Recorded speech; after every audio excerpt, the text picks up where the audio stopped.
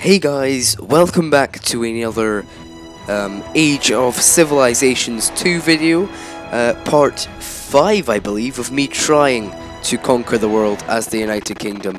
This is the territory we start with. Hopefully today we can punch deeper into Europe and Africa, and maybe do a bit in Canada. So without further ado, let's get right into the video. So the US is at war with Canada, and they're totally screwing them over. So we're gonna jump on that bandwagon and conquer what's left of Canada. So hopefully we can get this little horn of North America. This 4,000 troops, to be fair, should do it. Because Canada, I imagine, will be pretty broke at this point. So they likely will not have the manpower to defend from us. And it's a good start. Solid start. And of course we have help from the United States, who are also trying to increase their land mass.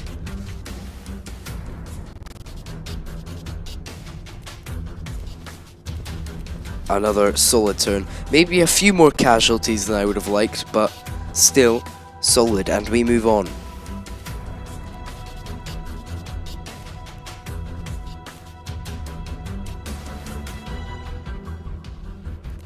Ooh, okay, that's the first bit of Canadian defense we've seen. However, they could be crushed by the United States before we even have to do anything about it. So this is what we got from Canada. Quite a nice bit of land and a good footing in North America.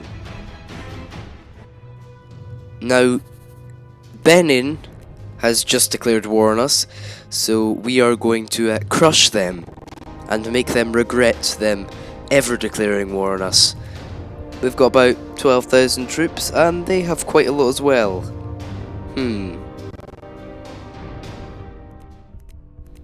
And we have crushed Benin. Once that initial wave of troops was destroyed, they had nothing left. But we're going to actually declare war on Togo, because we can. We have 11,000 troops left over from that conflict, and we might as well take them out in one turn and get some free land. Easy.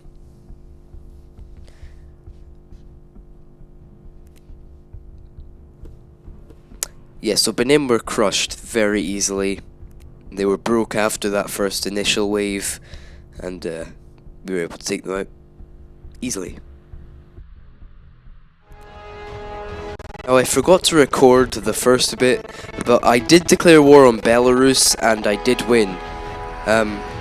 The problem was I crushed them the first time, but then I accidentally vassalized them, so I had to declare war on them again. I crushed them a second time. And we have surrounded Ghana with troops, so we're about to move thousands of them in, and we should once again crush them very, very easily.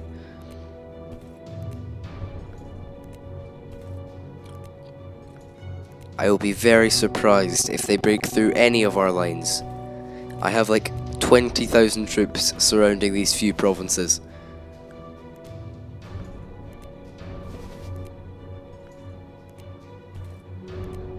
Damn, that is nice.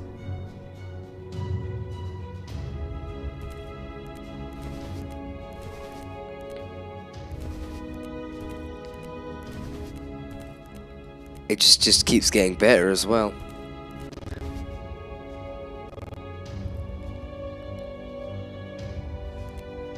Right, that's annoying, but again, it won't mean anything. It doesn't even look like they'll be able to pull out a large amount of troops. I'd be very surprised if they get about 3,000-4,000.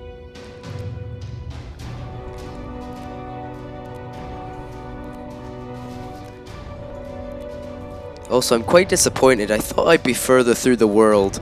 I thought I would have conquered more by part 5, but apparently not. I'm not that far in. On the plus side though, that means I can string out this series a bit longer. Yeah. I mean, I would have liked to have conquered the world in 6 videos, but that looks very unrealistic. Because that means conquering the other 75% of the provinces of this world in a video and a half. Not gonna happen.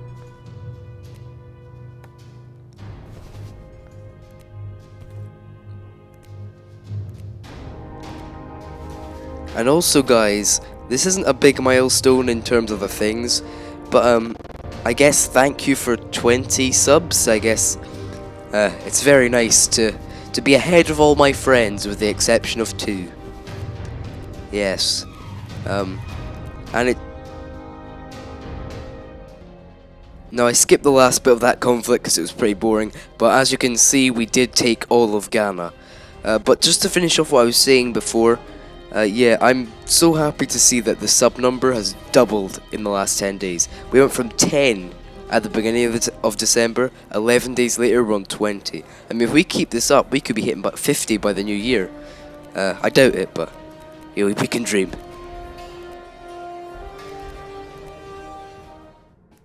I have decided that it is time to declare war on Algeria. Too long have they existed as a giant blob between us and the rest of Africa, and we have like 30,000 troops on their border. It will be a tough conflict, but I have confidence that the British Armed Forces will crush them, as we do everyone else. Now let me just move all my troops. I have quite a lot.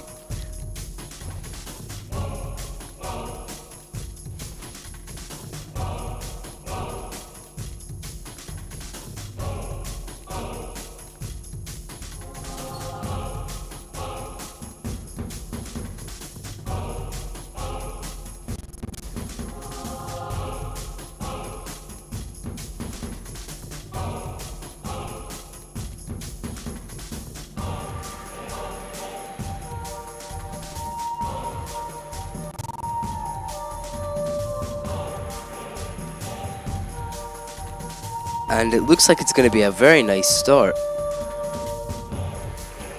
Good defending all across the board. And we shall take all of their provinces. Damn it, apart from that one. That's quite irritating. It's a solid start. I'll see you at the end of the campaign. And it did take quite a while, but we did eventually crush Algeria. It was worth it. We have got quite a lot of provinces, particularly those northern provinces are going to be very useful as we move into the rest of North Africa, which I want to have all of North Africa in part 6. That's quite an ambitious goal.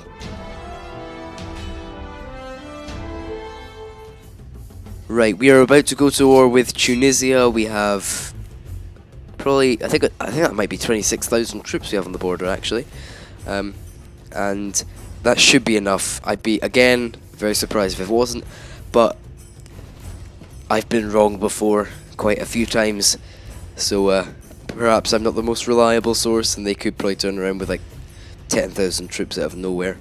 That'd be irritating. How is that force not crushed them? There's like a force of 4,000 against what looked like, and maybe it wasn't. It looked like 1,000, but maybe it wasn't. But they've lost. It's a bit irritating. Well, life moves on.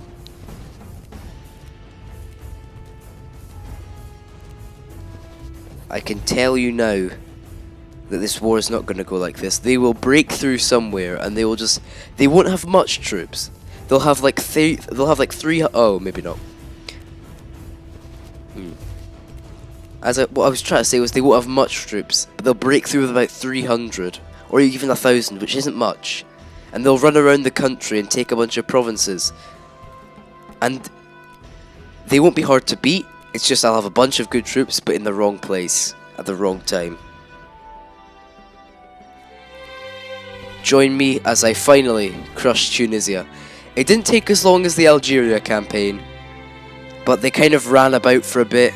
It took a while to chase them down, but finally we've crushed them.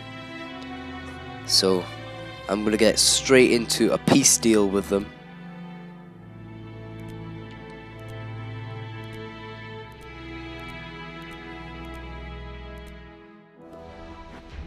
I was thinking what else I could do in this video, and I thought, well, we've kind of grinded to a halt in Northern Europe, but what about Southern Europe? Now, Southern Europe's looking quite weak, you know, so why don't we attack Italy with 10,000 troops? You know, Europe's soft underbelly.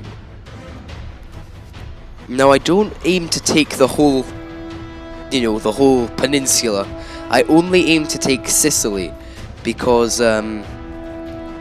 we don't have the troops. So the aim is just to get a land border with Italy. And I know some of you will be like thinking, oh wow, Sicily's not a land border with the rest of Italy, it's just another island. But you can actually move from that tip of Sicily to the southern tip of Italy. So you can actually move between the two. So that's why we're going to take Sicily.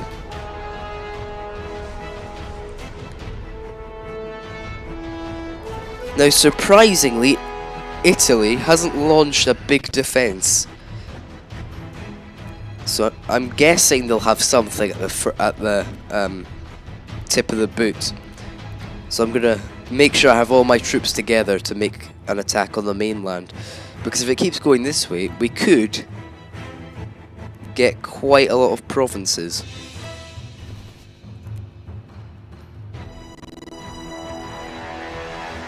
Only 36. You know, if we keep going like this, we could push right up to Rome, maybe even beyond.